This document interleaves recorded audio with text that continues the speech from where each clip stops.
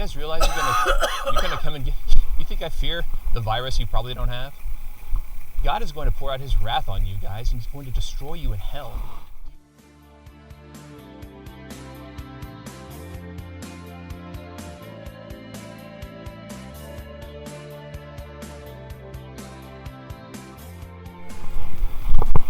Guys, please don't go in there today.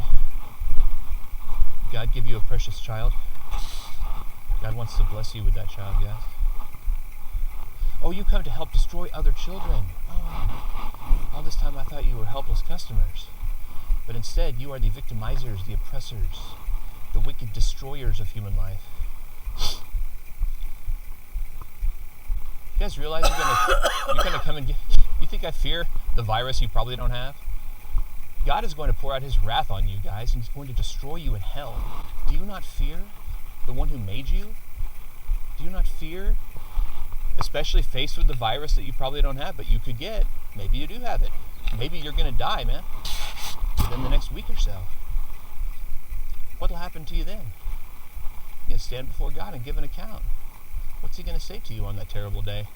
He's going to say, "Depart from me, you workers of lawlessness. I never knew you." Because you hated what was good. You hated righteousness. You hated love. You hated mercy and kindness and compassion. You helped murder tiny children. Helpless tiny children, you violent oppressors. No better than Nazi guards. No better than slave owners.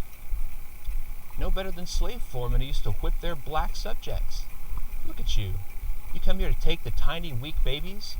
You tear them into pieces with a big smile. And then you're like, "Oh no, Mr. Guy who wants to actually help the babies, let me pretend to cough on you." What a joke. God is laughing at you. Do you realize that? The Bible says in Psalm chapter 2 that the God who sits in the heavens laughs at scoffers like you. Laughs. Look at the precautions you take. Those rubber gloves, the mask. You fear a tiny microbe. You should fear the God of the universe who created you, who created those microbes. But no, you're instead much more interested in perpetuating the Holocaust that has led our nation to this point. This nation deserves far worse because we have all sinned against God. But you can find forgiveness today in Jesus Christ, even today, despite the fact that you have already destroyed so many children and played so many roles in destroying so many children, perpetuating the Holocaust so much.